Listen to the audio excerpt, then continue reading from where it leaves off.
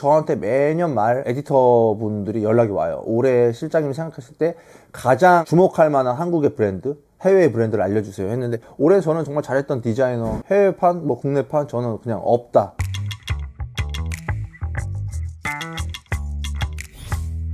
자, 오늘 올해 마지막 컨텐츠이기도 하고 아마 크리스마스일 거예요. 그래서 피디님이 저한테 디렉션을 주셨죠. 산타 같은 복장을 하고 와라. 디자이너로 살면서 누가 나한테 이제 드레스 코드를 얘기하는 경우는 행사 아니고 없는데, 레드로 이제 포인트를 줬고 골드로 약간 블링블링한 포인트를 더했죠. 한 해 동안 유튜브 채널을 매주 사실 업데이트를 했죠. 그래서 꾸준함에 대한 어떤 결과물이라고 저는 생각을 해요. 2024년 일주일 정도 남았으니까 한 해의 마지막을 정리하는 컨텐츠를 좀 해보려고 합니다.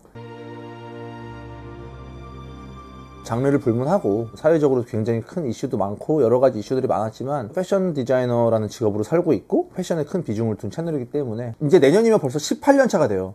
17년 동안 디자이너로 살면서 YKK 가품 지퍼라는 걸 처음 들어보기도 했고, 혼용률 캐시미어가 하나도 들어있지 않은 캐시미어 머플러, 브랜드를 운영하는 사람들의 양심, 어떤 양심에 관련된 사회적 이슈들을 보면서 되게 씁쓸하기도 했었고, 해외 같은 경우는 제일 논란 많았던 거는 디올이라는 어떤 명품 브랜드죠. 그러니까 우리가 하나의 브랜드를 얘기하는 게 아니라 명품 브랜드의 노동력 착취와 원가에 대한 이슈, 그러면서 명품 가방 들고 다니는 사람한테 8만원짜리 들고 다녀 하는 희화화되는 얘기들, 이런 것들이 좀 씁쓸했던 얘기가 있었던 것 같고, 하이엔드 럭셔리 시장의 지각 변동들이 좀 있었죠. 세대 교체도 있었던 것 같고, 샤넬이라는 전 세계에서 가장 많은 사람들의 사랑을 받고 있는 럭셔리 브랜드의 디렉터가 바뀌었죠. 보테가 베네타를 역임했던 마티유 블라치라는 디렉터가 샤넬의 수장으로 왔는데, 사실 꽤 많은 루머가 있었어요. 칼 라거펠트가 정말 애정했고 내 후임은 무조건 얘가 돼야 돼 라고 했던 에디 슬리먼도 있었고, 지금 전 세계 MZ들의 열렬한 지지를 받고 있는 자크무스도 있었고, 생각보다 생소한 이름이었죠. 마티유 블라치라는 에디 슬리먼이라는 디자이너도 사실 이제 나이가 좀 많잖아, 어느 순간. 그럼 과연 에디 슬리먼은 어디로 갈까 궁금증도 있지만, 또 에디라는 사람이 주는 자유분방함, 포토그래퍼도 하고 할 수 있는 것들이 많았잖아. 행보에 대한 기대감도 주고 있고, 많은 사람이 기다렸던 피비파일로라는 화려하게 컴백을 했는데 생각보다 그렇게 막 어마어마한 이슈가 됐던 건 아닌 것 같아, 내가 체감할 때는. 여자들 사이에서 모르겠지만. 근데 오히려 콰이어트 럭셔리라든지 올드 머니 시장을 들어왔던 브랜드가 이제 더 로우였는데, 올슨 자매가 사실 어떻게 보면 디자이너라기보단 셀럽이니까 약간 인정하지 않았던 것도 있었고, 피비파일로의 아류작이야 했는데 더 로우가 시장을 대체하는 브랜드로 보여지면서 참 영원한 건 없구나. 되게 새로운 세대 교체들, 그 다음에 또 피비파일로만 할 수 있는 그만의 어떤 브랜드들이 또 유지되면 더 멋있지 않을까? 헬무트 랭이라는 브랜드를 피터도라는 사람이 이제 역임을 했었잖아요. 그것도 되게 이슈가 많이 됐었잖아. 이것도 일주일, 2주일 전에 나왔던 발표인데, 헬무트 랭을 피터도가 떠납니다, 약간 이런 뉴스인데, 디렉터 하나의 역량으로 브랜드가 정말 좌지우지 되는 어떤 그런 경우들이 되게 많아요. 알레산드로 미켈레의 구찌라든지, 사실 미켈레는 지금 발렌티노에 가 있잖아. 구찌에서의 어떤 그런 빈티지 무드에 대한 디테일들이 그대로 발렌티노 아카이브로 보여주는데 난 되게 좋더라고. 2025년을 우리가 볼 때 여러분들이 좋아하시는 디렉터가 어디로 영입돼서 어떤 행보를 펼치는지, 그 다음에 여러분들이 좋아하시는 브랜드에는 어떤 디렉터들이 하고 있는지, 어떻게 바뀌어 있는지도 보시면 되게 재밌을 것 같아요. 시간이 너무 빨리 가니까, 다니엘리의 보테가가 벌써 2년 넘은 거 아니야? 올해 일처럼 느껴지거든. 그러니까 시간이 너무 빨리 가는 거죠. 와, 이렇게 생각나는 디자이너는 사실 없어요. 한국도 저한테 매년 말 에디터 분들이 연락이 와요. 올해 실장님이 생각하실 때 가장 주목할 만한 한국의 브랜드, 해외의 브랜드를 알려주세요 했는데, 예전에는 명확하게 어떤 브랜드야 어떤 브랜드를 얘기해줬고, 작년에는 제가 렉토를 얘기해줬었어요, 국내는. 근데 올해는 사실은 뭐라 그랬냐면 N 아카이브를 얘기해줬어요. 왜냐하면 그만큼 사실 없다는 거, N 아카이브가 잘했다는 것도 있지만, 이제 그만큼 사실 어떤 하나의 브랜드를 우리가 특정해서 잘했다고 하기보다는 되게 상향 평준화가 돼갖고, 소비자들이 예전처럼 하나의 어떤 브랜드가 유행하면 글로 막 쏠림 현상을 보여주는 게 아니라, 다양한 장르에 각자 잘하는 사람들이 너무나 많기 때문에 상향 평준화가 돼서 춘추 전국시대가 되지 않았나. 해외도 마찬가지인 것 같아요. 우리가 예전처럼 하나의 브랜드에 꽂혀서 막 그걸 소비하는 경우도 있지만, 제가 유튜브를 예전 거를 제가 한 번씩 되돌아보거든요. 근데 MZ들의 명품 쇼핑이라고 해갖고 제가 아미하고 키친에 얘기한 게 불과 2년밖에 안 된 것 같은데, 백화점을 가면서 시장 조사를 한번 해봤지만 정말 매장에 사람이 하나도 없어. 열광하면서 소비하지 않는다는 거지, 하나의 브랜드를. 이제는 다양성에 대한 것들을 좀 존중해줬으면 좋겠다. 워낙 유행에 민감한 시대를 살았기 때문에 좀 아쉬움이 있었는데, 오히려 조금 이제 소비자들이 되게 스마트해지고 되게 다양하게 접할 수 있는 것들이 생겨나면서 좀 다양성에 대한 것들이 정말 한국 시장의 패션 시장에도 보여줄 수 있겠구나라는 생각들을 했었어. 그래서 올해 저는 정말 잘했던 디자이너, 해외판, 국내판, 저는 그냥 없다. 왕의 귀환이었죠, 한국에서는. 예, G드래곤인데, 사실 제가 컨텐츠를 했을 때 사람들이 저한테 GD 빠야 뭐야 막 했는데, 저는 사실 빠는 아닌데, 빅뱅에서의 G드래곤부터 이번에 솔로 컴백하는 GD를 정말 10년 넘게 보면 되게 농익은 느낌이 너무 좋았던 것 같아요. 원래부터 옷을 많이 갖고 놀았다는 느낌을 받았지만, 이제는 정말 성별을 불문하고 장르를 불문하고 빈티지와 신상을 불문하고 막 하나의 시그니처 룩을 만드는 스카프, 그건 에이셉 라키가 먼저 했는데 막 이렇게 자꾸 유치한 댓글을 좀 안 달았으면 좋겠어요. GD가 먼저 했다는 게 아니라 당연히 어디서 영감을 받고 모티브를 받았을 수 있지만 이렇게 큰 파급력을 줄 만큼의 영향력을 있냐 이거죠, 사실은 국내에서. 그래서 활동하면서 그의 어떤 사복 패션, 그 다음에 무대 의상 이런 것들을 보는 즐거움 너무 좋았죠.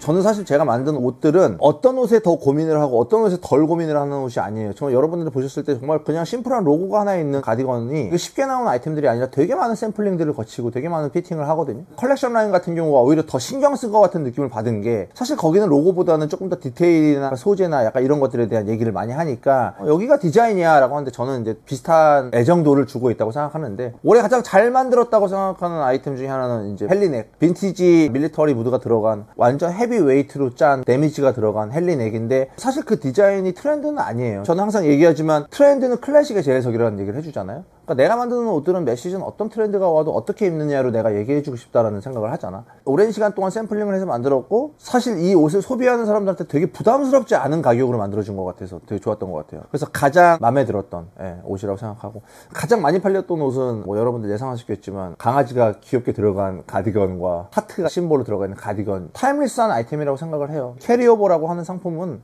10년 전에도 만들고 지금도 만들고 있는 옷이거든요. 소재의 디벨롭이 좀 있을 수 있고 핏의 변경이 좀 있을 수 있지만, 제가 망하지 않는 이상 그 옷은 평생 입을 수 있는 옷이라고 저는 자신 있게 설명드릴 수 있기 때문에, 디자이너의 어떻게 보면 사명감 중에서 저는 예쁜 옷을 만드는 것도 당연히 중요하지만 그 옷을 오래 입을 수 있게 만들어주는 게 되게 중요하다고 생각을 해요. 제가 올해 뽑은 옷 중에 가장 잘 만든 옷과 가장 많이 팔린 옷, 이렇게 두 가지는 또 한번 그렇게 설명했습니다. 크루넥보다 V넥 가디건이 더 잘 나가는 거죠? 아니야. 그러니까 이게 되게 재밌어요. 제가 처음에 만들었을 때는 V넥이 월등히 잘 나갔는데, 어느 순간 라운드 가디건이 훨씬 많이 나가는 거야. 내가 그 라운드 가디건을 왜 만들었냐면, 난 라운드 가디건을 좋아하는데 남자들은 라운드 가디건을 그 당시에 안 입으니까, 이게 벌써 나온 지 한 6, 7년 됐으니까 내가 여자 브랜드를 살 수 있는 것도 아니고 그 당시에 여자 브랜드 오버사이즈 안 나오니까, 그래서 라운드 가디건을 만들었는데 당연히 소비가 많이 안 됐겠죠. 조금씩 나갔는데 어느 순간 남자들도 이제 라운드 가디건에 대한 소비가 높아지는 거죠. 그러니까 남자들이 라운드 가디건을 입을 수 있는 세상이 왔다는 거는 장족의 발전이라고 생각을 합니다, 정말로. 컬러도 오늘 피디님이 입고 있는 것 같은 터카이즈 블루라든지, 그러니까 약간 이런 민트 컬러라든지, 남자들이 그렇게 컬러 팔레트를 많이 쓰는 걸 보면서 정말 다양한 세상이 왔구나, 너무나 좋다, 이런 생각들을 하죠.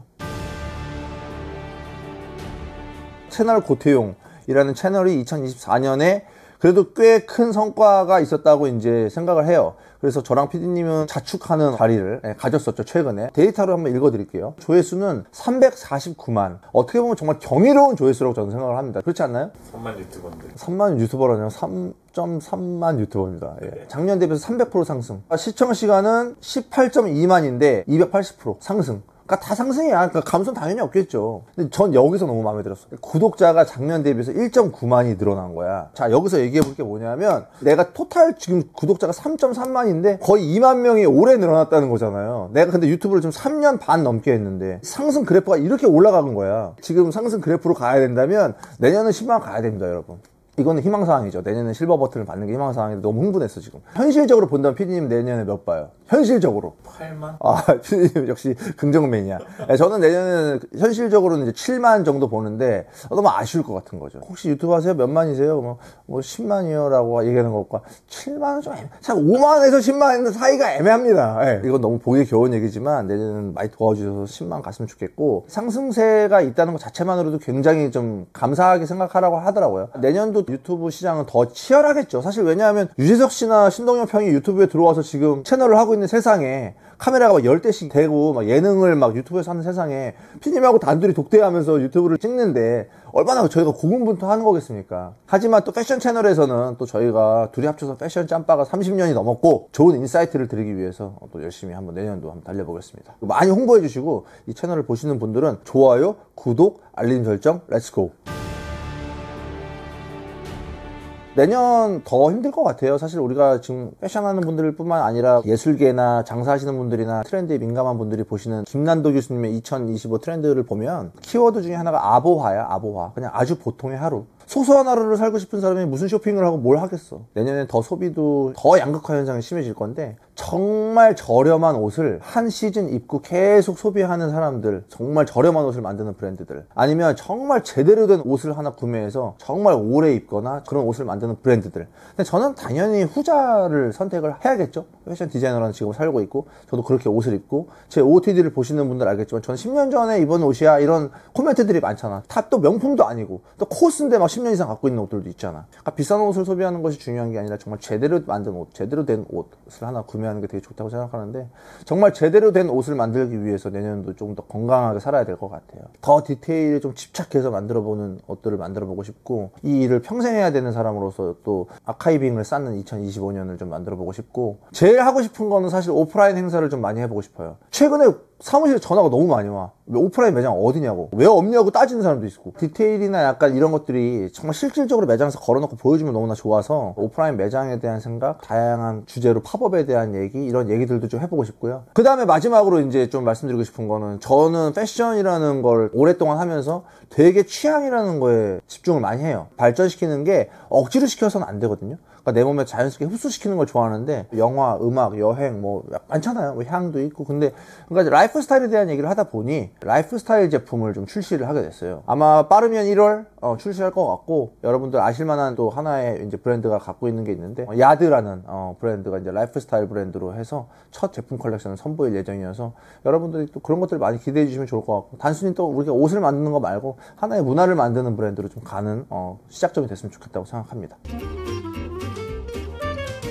이 컨텐츠 정말 마지막까지 시청해주신 분들 너무 감사드리고 여러분들이 이제 2025년 여러분들의 어떤 목표 댓글로 적어주시면 또 좋을 것 같고 보고 싶은 컨텐츠 제가 해봤으면 좋겠는 컨텐츠 이런 것들 컨텐츠 같은 것들 짧게 한 줄씩 적어주시면 저희가 컨텐츠를 구성하는데 굉장히 많은 도움이 될 것 같아서 얘기해주시면 좋을 것 같습니다. 2024년 어떻게 보면 이제 버텼다라는 표현을 써야 될 것 같아서 여러분들 1년 동안 잘 버티셨고 또 2025년도 같이 한번 또 잘 버티면서 또 우리가 원하는 것들도 이룰 수 있는 의미 있는 25년을 맞이하는 나머지 일주일 동안 잘 보내셨으면 좋겠습니다. 자, 1년 동안 너무 감사했고 25년의 첫 컨텐츠로 또 만나겠습니다. 메리 크리스마스! Christmas bells cast a spell on the world, bringing you home to me from across the sea.